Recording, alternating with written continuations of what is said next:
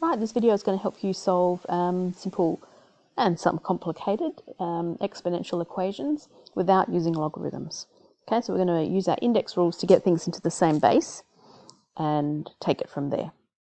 We'll go through the various questions that you can see on this screen, pretty basic up to possibly the ones where we have to factorize in order to solve. Okay, let's get started. So really simple questions like this one here, 2 to the x equals 16.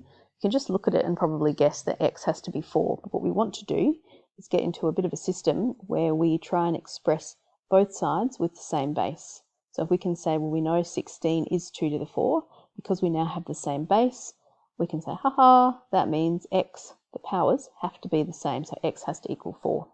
So this is the theory that we go by. Most of the time you can take really small bases. So when we look at 64 and 16, that's what we've got our eye on, we're thinking of either 2 or 4. 2 would definitely work, and in this case 4 would work as well, because we know that 4 cubed is 64, and we know that 4 squared is 16, right? You go with 2, but you're using bigger numbers for the indexes. So let's go with 4. So we're going to rewrite the left-hand side. Instead of 64, that is 4 cubed. And we still keep our power there to the 2x plus 4. And 16 is 4 squared to the 5x. Now we use our index rule. When we've got a power to a power, we multiply them. So we've now got 4 to the 6x plus 12. And really the only trick there or thing you have to watch for is make sure that you multiply both powers. Okay, and on the right hand side, 2 times 5x is 10x. So we've got our moment where bases are the same, so therefore the indices must be the same, the powers, right? There we go.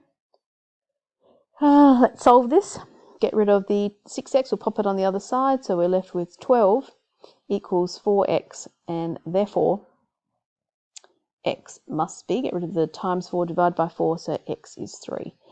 One of the best ways to check that you're right is to just substitute it back into your original equation here. So you can grab your calculator and we can see instead of 64 times x, our x is 3. So that's why we've got the 3 over here. Pop that in, then we do the right hand side.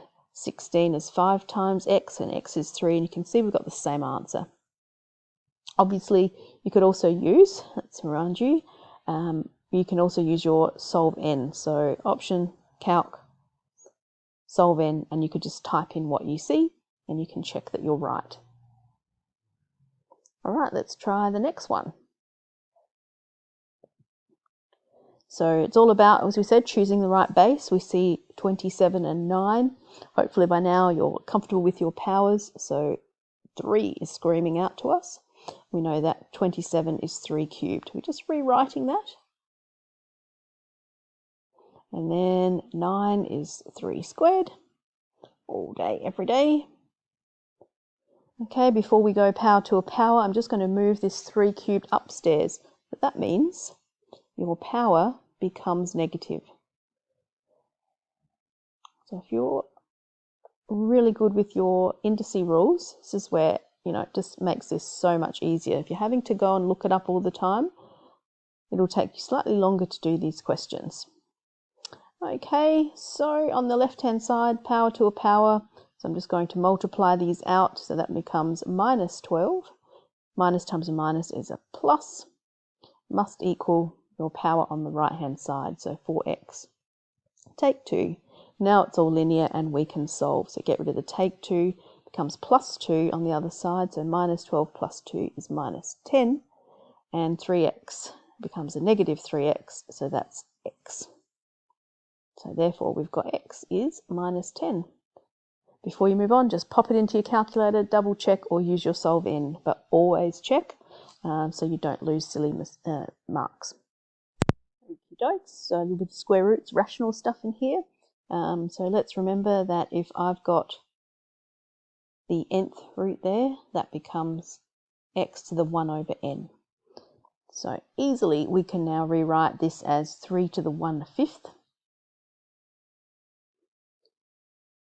5x take 10. And similarly, on the right-hand side, this will be 3 to the 1/8 to the 4x. Now, very nice that when we've got a power to a power 1/5 times 5, it just happens to be 1. And 1/5 times minus 10 just happens to be minus 2. Goes in so nicely. Gotta love that.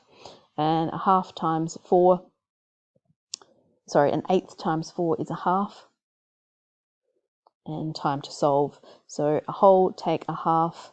We've got a half x equals 2. So therefore x must be 4. So again, very simple once you've got your index rules. All right, so take it up a little bit. We've got this one where you can't really put them one base on one side and another on the other, because you can see clearly we've got 4, base 4 and 2 and 20. So we can't express 20 as 2 to the anything. So this is actually going back now to factorizing. Okay, so a little bit of a thing that we need to know is that if I take 2 to the x squared, that is actually the same as 2x times 2 is 2x. And so 2 squared, I can say that, right? That is 4x. So the other hint that will give you is that if I had, instead of 4 to the x, if I had x squared plus 1x take 20, you could factorize that quite easily, right? Two numbers that times together give you 20, but add up to 1, right? The factors of 20, 5 and 4, so it's going to be x plus 5, x take 4. We would happily realize that that's how it factorizes, and then we can say, well, x must be 5 minus thereof, or x has to be 4. Well, we're using that because technically this is 2 to the x squared. That gives me the 4 to the x plus 1 lot of 2 to the x minus 20. So it's exactly the same as this, except my x, right, is technically 2 to the x. So if you compare the pair, I can factorize this to be 2 to the x plus 5 times 2 to the x take 4. You haven't finished because you actually want to solve for x. So we end up with 2 to the x plus 5 has to equal 0, which means 2 to the x must equal minus 5. And then we've also got 2 to the x has to equal 4. Because we know 2 to the x is positive, it's a growth thing, so that's not going to have a solution. And we know here that 2 squared gives me 4, so x must be 2. Okay, so try and look at it as we are solving factorization problems pretty simply. Okay, so once again we look at 4 to the x here. All right, that's actually, we're seeing that as 2 squared, 2 to the x squared. Right, so the hint for this one would be what happens if I have x squared take 6x plus 8 equals 0, right? What would you factorize that to be? What are two numbers that times together give you positive 8, but add together give you minus 6? Right, and you know your times tables, we hope we're all screaming out, it's x take 2 and x take 4. Right, 2 4s are 8, minus 2x take 4x gives you the minus 6x. So we will do the same thing now, but it is that we've got 2 to the x squared. That gives me the 4x minus 6 lots of 2 to the x plus 8. So this will factorize to be 2 to the x take 2, 2 to the x take 4. Okay, we'll solve. So we end up with 2 to the x has to equal 2, and 2 to the x has to equal 4.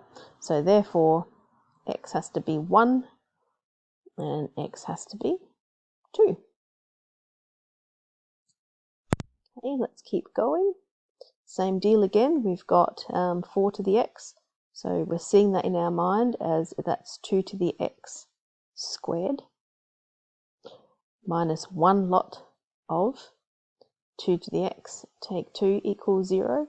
Now if you need to, on a little bit of scrap paper or on the same page, right, that's the same as if we had x squared, take x, take 2.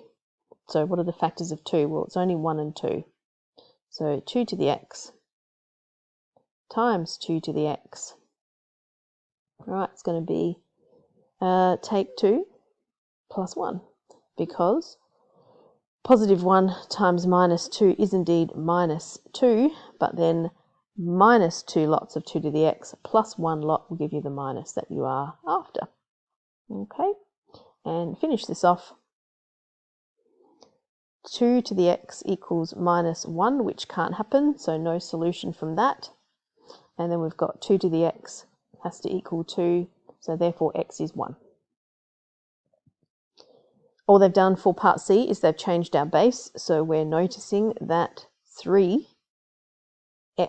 squared gives me the 9x. Okay, sorry about the yellow there. So in your head, if you want to, what happens if I've got x squared, take 12x plus 27, two numbers that times together give you 27, but add up to be minus 12. Minus 3, minus 9. So we'll rewrite this. It's going to be 3 to the x, take 3. 3 to the x, take 9. Okay, and therefore 3 to the x has to equal 3. 3 to the x has to equal 9. So therefore x is 1 and x is a 2. All right, and basically that's the rest for that exercise.